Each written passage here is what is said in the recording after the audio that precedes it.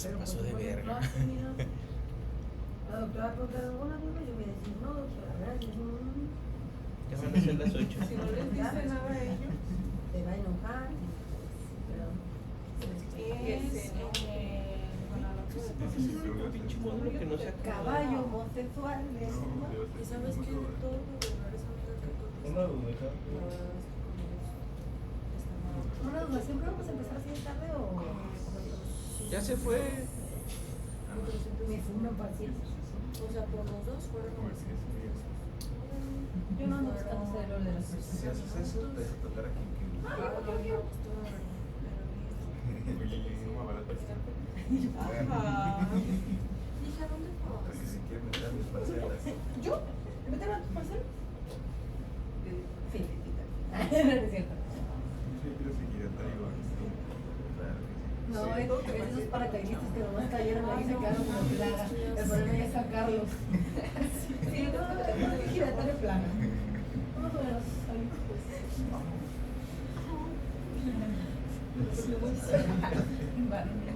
Una hora.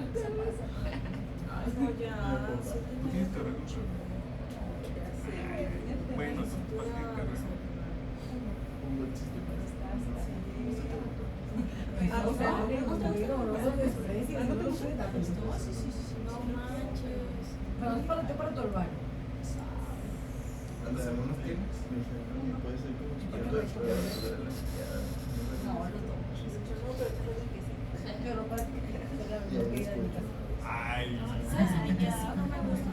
Güey, si No me tú gusta eres la mucho que me mujer, hagan imagínate la- Todavía no, sí, las hermano, cosquillas. Me es gusta que muy me hagan el consentido. pedicure y me chicotón, pero ya que me empiecen a masajear. Para mí, ¿A dónde Para el pedicure. No. Para que me quiten. Para que te quiten todo. Hola, buenos días. ¿Me escuchan allá en Don? No, No. no le contestes. Recording in progress. Ey, no le contestes. No le contestes. Mira.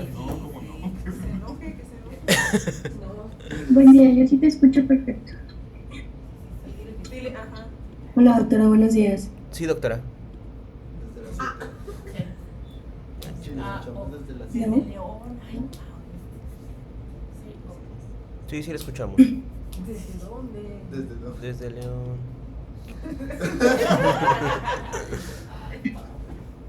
Ok, buenos días a todos. El día de ahora vamos a seguir con el módulo de músculo esquelético. Como coordinadora la doctora Cristina Carvillo y su servidora como docente Fernanda Reinaga. métele intro, papi. Para fines de esta clase vamos a revisar los temas del pulgar del esquiador, lesión de Stener, tenofisis estenosante, tumores y tumores de la vaina tendinosa. Se le corta. Vamos a iniciar por el pulgar del esquiador. Hágale una partida.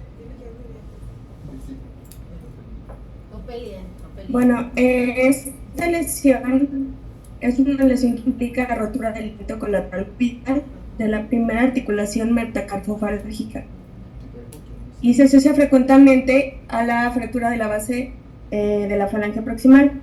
El tamaño de la rotura va a variar dependiendo el grado de retracción del ligamento y pues todo esto va a depender de qué tan retraído esté.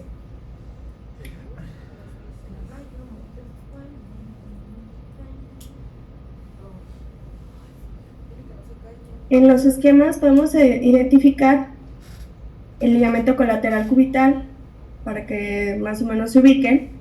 Podemos identificar el ligamento colateral cubital y aquí se muestra cómo hay una rotura del mismo.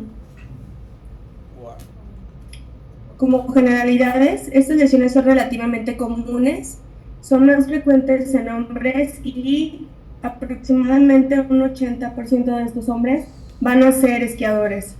La mayoría se produce en la porción distal y frecuentemente se...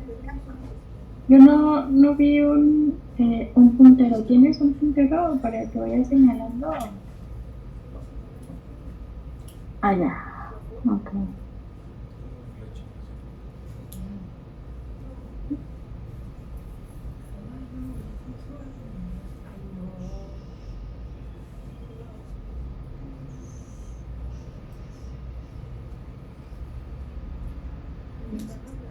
Eso, perfecto. Gracias. ¿Listo? ¿Ya se ve? Sí. Ok. Sí, eso. Bueno, este tipo de fracturas frecuentemente se va a asociar con una abulsión y una subluxación volar de la falange proximal.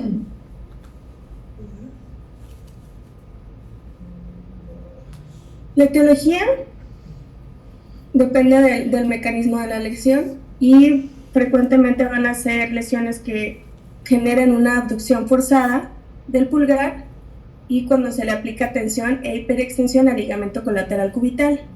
Precisamente por eso se les llama lesiones del esquiador, porque pues estos al momento de agarrar el esquí o el palito del esquí tienen esta postura de la mano y como tienen el cinchito anclado, pues no se pueden soltar prácticamente al instante. Entonces por eso se les llama lesiones del esquiador. Una lesión de este tipo que no esté generada por un traumatismo y que ya sea una lesión crónica, se le va a llamar pulgar del guardabosques. Sin embargo, para fines prácticos, nada más nos vamos a enfocar en el pulgar del esquiador. Las lesiones de Stener son lesiones del esquiador, pero con una característica muy particular. Este tipo de lesiones representa entre el 50 y el 70% de los desgarros completos y se va a caracterizar por un desplazamiento del ligamento colateral cubital proximal y superficial a la aponeurosis del músculo aductor del pulgar. Si se fijan aquí en este esquema pueden ver cómo el ligamento pasa por encima de la aponeurosis del aductor del pulgar. Este es el músculo y esta es su aponeurosis. Entonces, si se fijan, ya está por encima de la aponeurosis. Los desgarros desplazados usualmente van a ser desgarros que van a tener una retracción proximal del ligamento colateral cubital.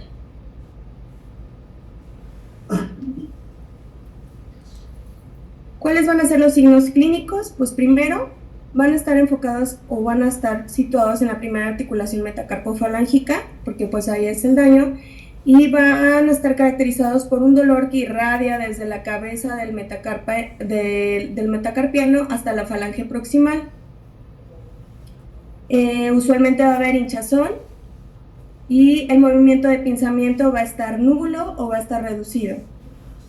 Puede que haya una masa palpable, sobre todo cuando el ligamento hace una rotación de 180 grados. ¿Esto qué quiere decir? Pues si está así, prácticamente la rotación en 180 grados hace que se haga un poquito, bueno, que se vea más proximal, ¿sale? Entonces viene desde acá hasta acá y pues se va a ver más va a tener como un aspecto de tendinitis cuando lo vemos en la resonancia magnética.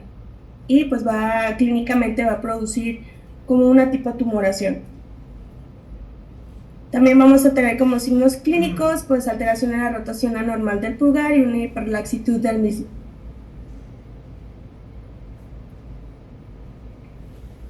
Hay una clasificación. Las roturas parciales se van a clasificar como grado 1 y 2 y las roturas completas van a ser el grado 3. El grado 1 va a estar caracterizado por estiramiento del ligamento, el grado 2 por roturas parciales y el grado 3 por roturas completas con o sin lesión de Stener.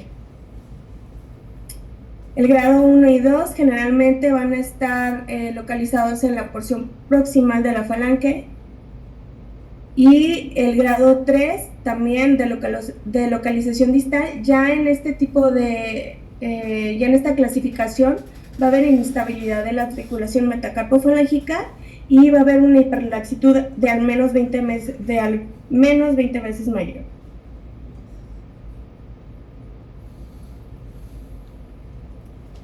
Ya metiéndonos a resonancia magnética, pues las imágenes que se van a adquirir principalmente van a ser ponderadas en T1, densidad proteínica con saturación grasa y ponderadas en T2 estrella.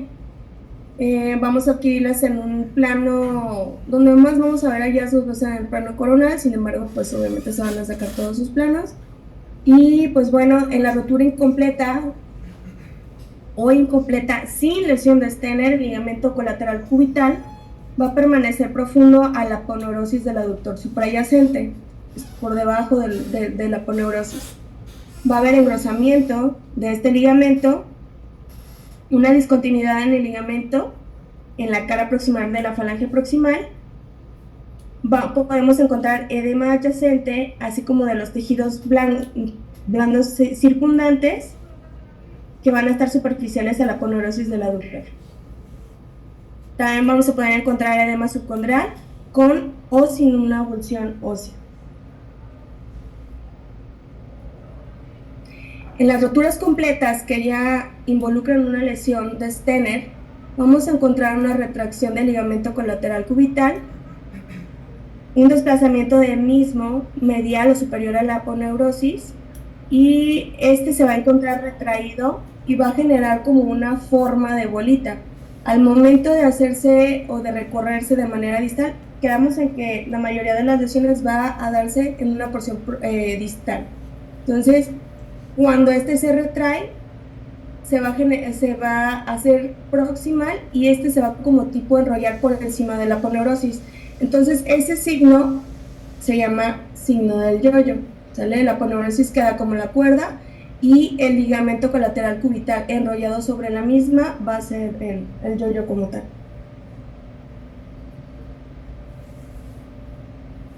Bueno, en las siguientes imágenes de resonancia magnética, en plano coronal ambas, la primera ponderada en T1 y la segunda ponderada en STIR, podemos identificar el ligamento colateral cubital, representado por la U. Podemos identificar lo que está por abajo de la aponeurosis del aductor.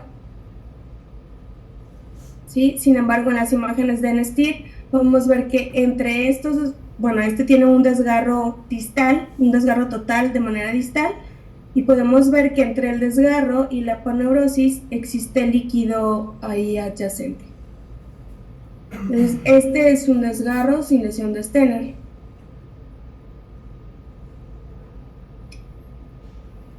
En las siguientes imágenes también de resonancia magnética, en plano coronal y en plano axial, ambas ponderadas en densidad protónica con saturación grasa, podemos identificar aquí el ligamento colateral cubital. Sin embargo, aquí estas imágenes ya están representando una lesión de Stener. Hay un desgarro total del ligamento colateral cubital en su porción distal y una retracción del mismo por encima de la aponeurosis del aductor. En la imagen en axial podemos identificar también aquí el primer metacarpiano, y adyacente a esta es la aponeurosis, y sobre la aponeurosis se encuentra el ligamento colateral cubital. Y también podemos identificar pues líquido adyacente también a la lesión. En estas otras 4 imágenes de resonancia magnética, las dos adquiridas en un plano coronal, una axial y una sagital.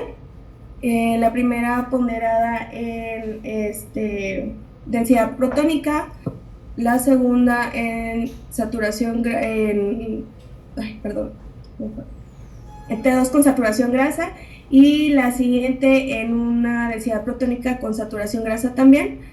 Podemos identificar una retracción del ligamento colateral cubital sobre la aponeurosis del aductor. Sin embargo, aquí ya adquiere una morfología pues redondeada, porque pues se está como enrollando sobre la aponeurosis. Entonces vemos que también existe líquido adyacente y un edema de tejidos blandos. Sin embargo, en el plano axial podemos identificar que las mismas características de la lesión a este nivel, y en esta imagen podemos identificar cómo hay una pequeña avulsión del hueso, sobre todo aquí en esta, podemos ver en esta ponderada en T2, podemos identificar cómo hay una discreta fractura y una avulsión de la base de la falange proximal. En esta otra imagen podemos ver que también subyace o existe un edema subcondral asociado. Y pues bueno, para mostrarles que aquí sobre todo podemos ver cómo el signo del yo-yo está como representado, ¿sale? Bueno, el tratamiento para este tipo de lesiones, cuando son desgarros parciales, sobre todo los grados 1 y 2, vamos a tener un tratamiento conservador, ya saben, pues esteroides, antiinflamatorios, y cuando ya rehabilitación, y cuando los desgarros son completos o tienen una lesión de Stener o una subluxación, van a requerir forzosamente un tratamiento quirúrgico.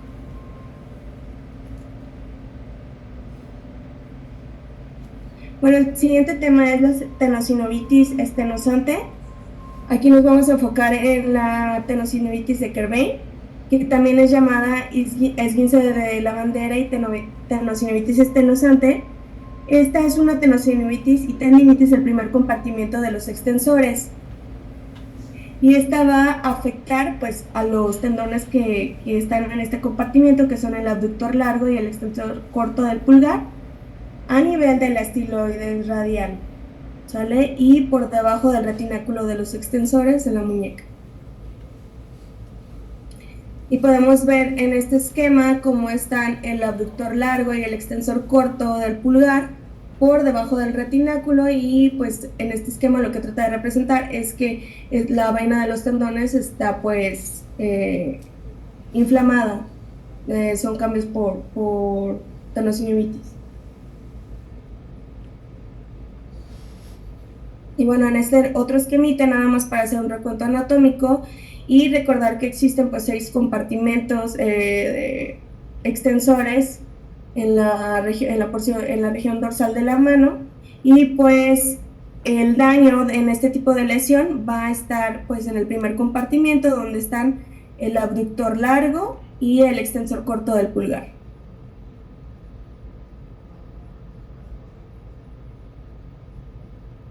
Otro esquema en un corte axial, en el cual podemos identificar el primer compartimento. Acuérdense, los compartimientos van enumerados del radio hacia el cúbito en la porción, en una cara dorsal de la muñeca. Y en esta imagen de resonancia magnética también, ponderada 2 con una saturación grasa, podemos identificar el primer compartimento, aquí el abductor largo del pulgar, y el extensor corto del mismo, con los otros 5 compartimentos representados. ¿Cuál es la etiología de esta lesión? Los tendones que están en este compartimento son susceptibles a la tendinitis de la muñeca y de la mano. Son actividades que requieren un agarre forzado y el uso repetitivo del pulgar con una desviación cubital, sobre todo en entrenadores de tenis. Vamos a encontrar ese tipo de movimiento, o puede también estar presente cuando existen traumatismos y se generan cambios inflamatorios a este nivel. Entonces pues va a haber un roce, ya todos los cambios inflamatorios crónicos van a generar un roce de los tendones con el retináculo de los extensores, y pues prácticamente no va a haber una movilidad adecuada, y pues se van a quedar ahí prácticamente como atoraditos por debajo del retináculo o por encima del mismo. ¿Cuál va a ser la clínica en estos pacientes? Pues bueno, dolor a la palpación e inflamación. Podemos palpar también un nódulo doloroso ya cuando la lesión es crónica, y pues esto nos va a sugerir que hay un atrapamiento de los tendones. Y al momento de realizar la prueba de Finkelstein, esta va a ser positiva y está caracterizada por ser una desviación cubital de la muñeca de forma pasiva. Entonces, pues el movimiento, vamos a usar un movimiento, y al pulgar en aducción, se va a generar un movimiento con una rotación pasiva hacia el cúbito. Y si este es doloroso, pues sí, se indica que es una prueba de Finkelstein positiva.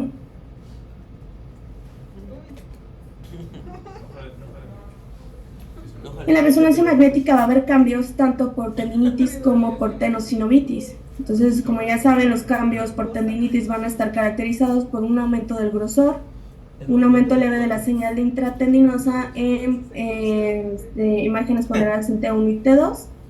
Y pues estos van a tener particularmente un aspecto estriado por la presencia de líquido intrasustancia.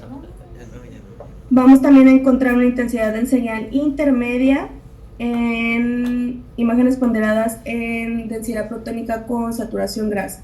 Y esto pues va a representar ya algunos cambios crónicos o tendinosis. Es como un asterisco. Entonces, bueno, los cambios por tenosinovitis van a estar representados por aumento de la señal de líquido y aumento de líquido en la vaina de los tendones.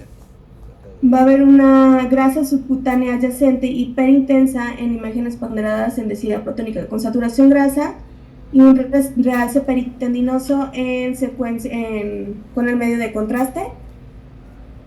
Podemos encontrar también residuos dentro de la vaina y señal T1 intermedia y también un retináculo edematoso o engrosado. Y prácticamente ya, según los hallazgos que vamos a encontrar en resonancia magnética, pues nos habla de que vamos a encontrar un tendón engrosado y pues heterogéneo en las diferentes ponderaciones. Tenemos imágenes de resonancia magnética, la primera ponderada en T2, esta ponderada en T2, esta ponderada en T1 con medio de contraste y la siguiente en densidad protónica. En la primera imagen podemos identificar cómo hay un engrosamiento, hay una tendinitis en el primer compartimiento de los extensores y líquido adyacente o líquido peritendinoso y aumento del mismo dentro de la vaina. En esta imagen con medio de contraste podemos ver cómo hay un realce heterogéneo y pues esto da alusión también a que pues el tendón tiene líquido ya intrasustancia. En esta densidad protónica podemos ver cómo por extensores vamos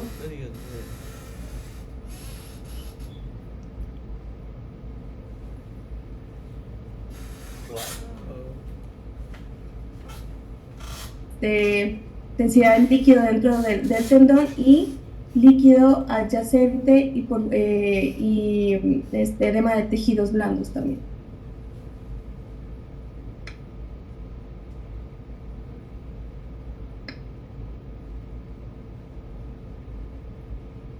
En estas otras dos imágenes de resonancia magnética, la primera ponderada en un T2 estrella y la segunda ponderada en un T1. La primera podemos ver también las mismas características descritas en las lesiones previas, con un engrosamiento del tendón, un tendón heterogéneo, líquido peritendinoso, más sin embargo esta la puse precisamente porque tiene aquí una caída de la intensidad de la señal y pues esto hace alusión pues a que hay imágenes que tienen un contenido pues sangre, pudiera ser sangre, y pues es una susceptibilidad magnética. Y acá de este lado tenemos esta imagen en adquisición axial ponderada ante 1, como ya les había comentado, en la cual también vemos el engrosamiento del tendón, ¿sí? Y podemos ver cómo también existe un poco de líquido peritendinoso.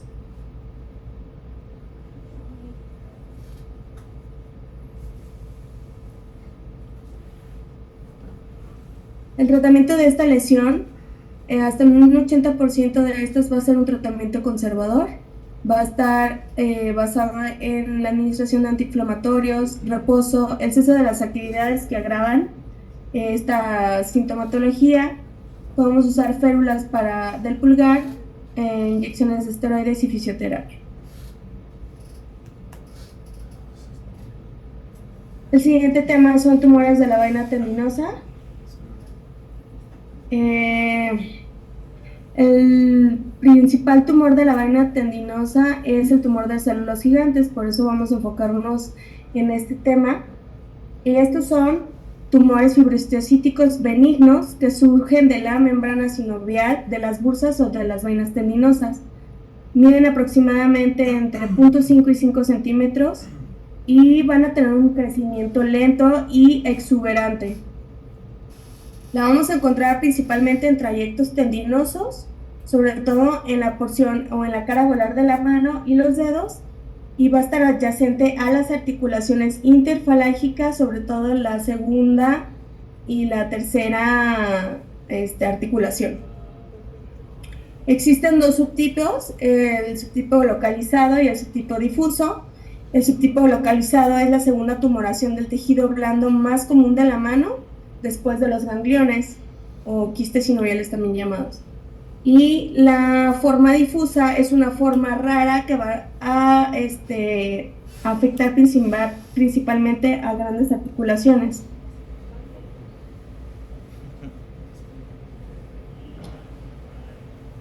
Este tipo de lesiones se va a presentar principalmente en personas entre 30 y 50 años. La proporción entre mujeres y hombres es de 3 a 2 y van a ser más comunes en la mano derecha. Como etiología, pues se conoce que es una hiperplasia reactiva o regenerativa asociada con un proceso inflamatorio crónico. Como clínica, va a ser una tumoración indolora de crecimiento lento, pero exuberante, que va a permanecer presente durante semanas o años. Va a generar un entumecimiento distal y una limitación de la función a este nivel. Y en este esquema podemos ver cómo es una lesión característica clínicamente del tumor de células gigantes.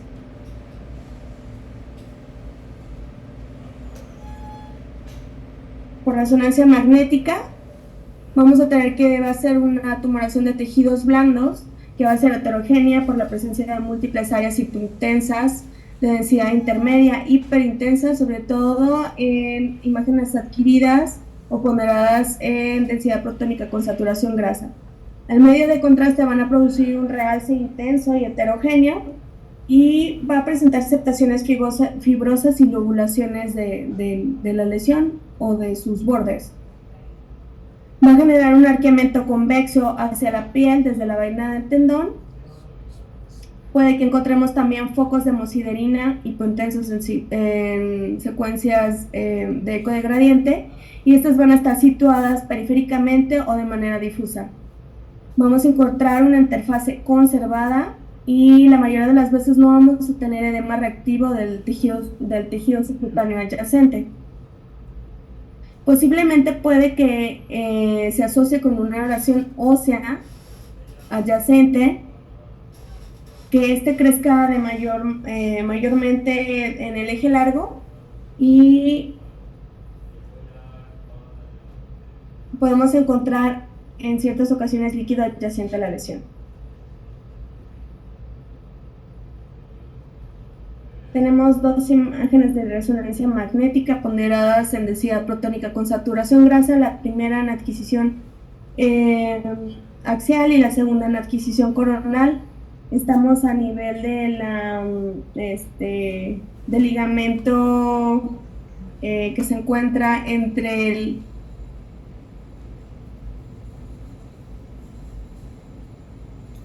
el ligamento escafolunar, entre el escafoides y el semilunar. Podemos identificar cómo hay una tumoración que depende del mismo o que sale del mismo. Es una tumoración de bordes regulares, de bordes circunscritos, lobulada, ¿sí? Que presenta algunos septos internos y que tiene lobulaciones en todo su margen. Aquí tiene una extensión interarticular y pues va a ser principalmente hiperintenso, ya les dije, con una zona heterogénea por la presencia de septos.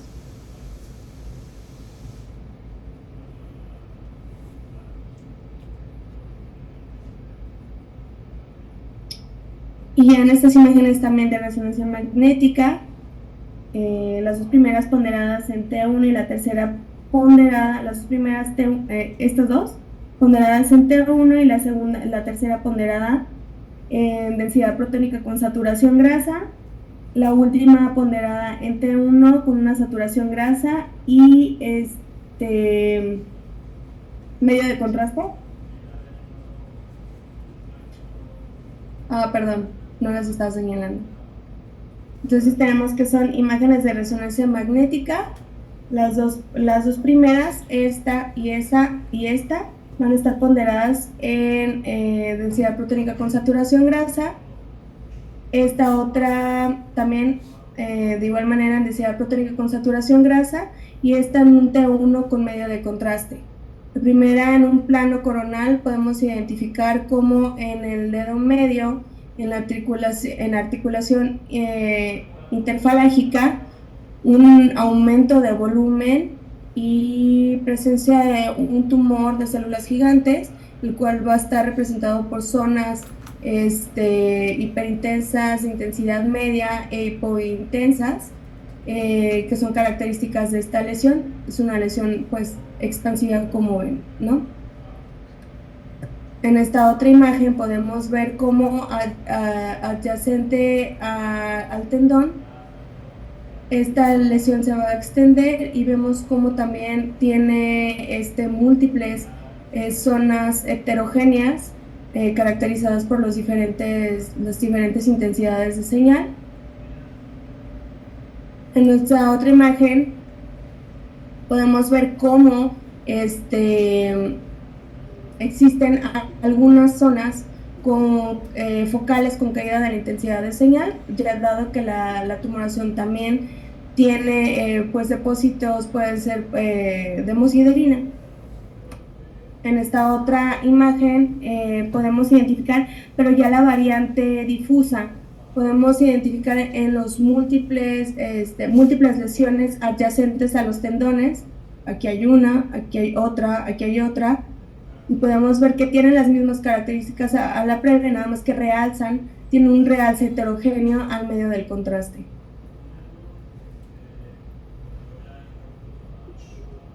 Bueno, este es un caso de una paciente de 46 años con una tumoración palpable en la cara volar del pulgar.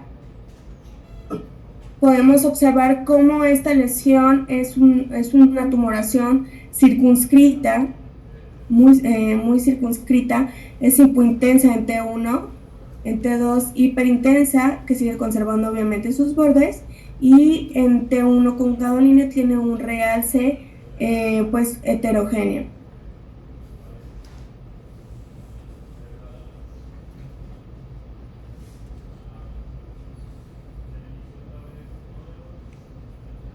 Como tratamiento en estas lesiones, pues va a ser la decisión marginal y completa y el desbridamiento óseo en dado caso que comprometa al hueso. Como complicaciones, pues va a ser el desarrollo de lesiones satélite en las resecciones incompletas, y va a tener una alta tasa de recurrencia. O sea, cada que lo quiten va a volver a emerger, y así no lo vamos a ver. Y pues es el último tema. Aquí está la bibliografía, espero que hayan entendido un poquito, y pues si tienen alguna duda pues quedo atenta a estas.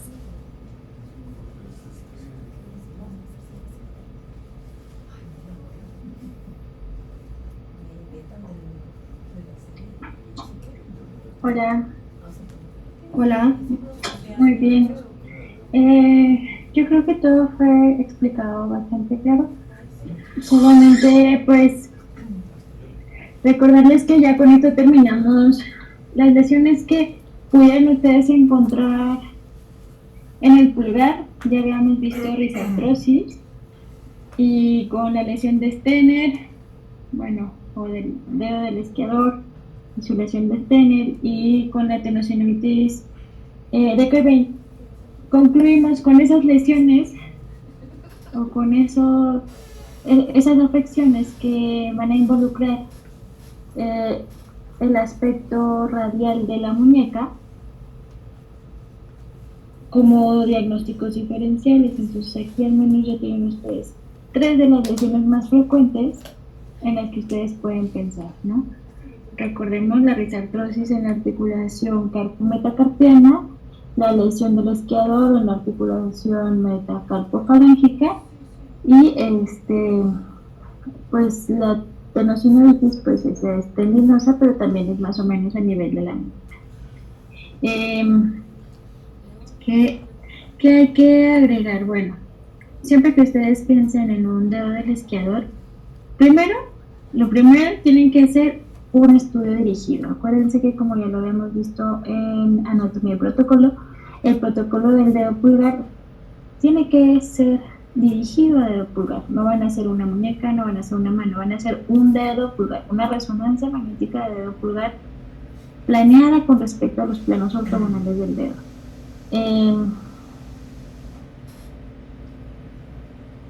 Nada más en cuanto a eso, si ustedes sospechan de una lesión del isquiador, pues primero tienen que saber identificar cuál es el ligamento colateral. Una vez que lo identifiquen, si está íntegro o si está roto, identificar la aponeurosis del aductor del pulgar, porque tienen que ver, uno, si la aponeurosis está íntegra, porque puede ser que también se rompa. Segundo, si la aponeurosis está íntegra, identificar si la posición del ligamento con respecto de esta para ver si hay una lesión o no de este N. Va a ser muy fácil, o sea, lo más difícil es ver si está roto o no. Si está roto y está interpuesto o sobrepuesto a la aponeurosis, va a ser muy fácil que lo vean, porque como ya lo dijiste, hace como un bulto. Entonces va a ser muy fácil ver que eso no, definitivamente ahí no va. Y nada, pues una cosa lleva a la otra, ¿no? La lesión del colateral, que puede terminar en lesión de Stener, depende de la gravedad de la lesión. Como segundo, la tenosinovitis, pues tenosinovitis vamos a tener en cualquier tendón que sea de tipo 1, es decir, que tenga una vaina tendinosa. La de Kerbein es muy frecuente. Esta no necesitamos una resonancia magnética para el diagnóstico, pero nos llega, ¿no? Este es un diagnóstico que se puede hacer sin problema por ecografía, pero nos va a llegar en resonancia magnética. Entonces pues hay que saber cómo buscarlo, cómo se ve el retináculo extensor y qué compartimentos afecta. Estos mismos hallazgos por resonancia magnética que mencionaste en estos tendones, pues los podemos encontrar en cualquiera de los otros tendones, aunque mucho menos frecuente. Y de los tumores de la vaina, efectivamente el tumor de células gigantes pues es prácticamente el más frecuente y al que le debemos de tener miedo. ¿Y por qué le digo que tenemos que tenerle miedo? Porque puede presentarse, como lo mencionaste, como un simple ganglión o quiste sinovial, y que si nosotros únicamente tenemos las secuencias básicas, es decir, un T1, tal vez un T2 y unas densidades protónicas, podemos pensar que efectivamente solo es un quiste, ¿no?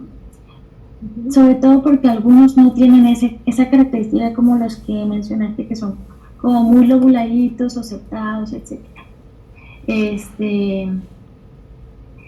Y debemos tenerle miedo porque siempre que veamos un quiste o una cosa que parezca quiste sinovial, nuestra mente tiene que estar pensando, ok, parece un quiste, pero tengo que buscarle hasta cualquier hallazgo que pudiera ser una lesión tumoral.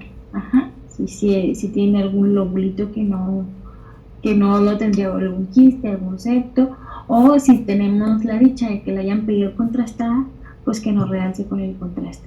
En los casos de los tumores de la vaina sinovial, te faltó decirlo, pero una difusión también nos ayuda porque también llegan a restringir.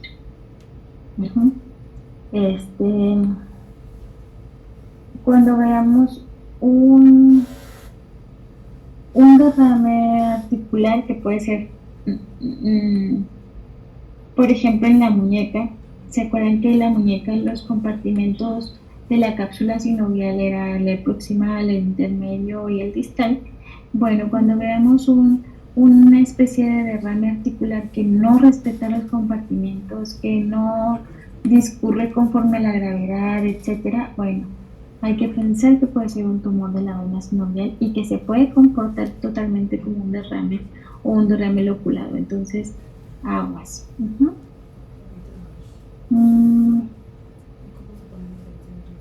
Nada más.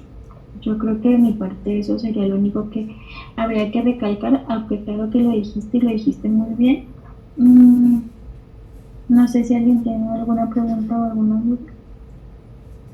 ¿Una duda, pregunta? ¿Quién Aguas? Acá en Aguascalientes no. ¿Hay en León alguna duda o pregunta?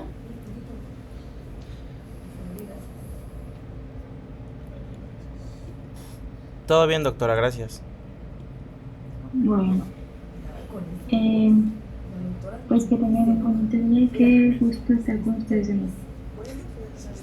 Muchas gracias, doctora. Ay, gracias. Bye.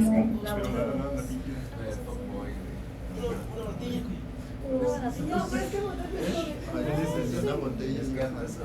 Me estaba casado y estaba soltero, cuando te peleaba morir, me acuerdo que siempre me mandaba.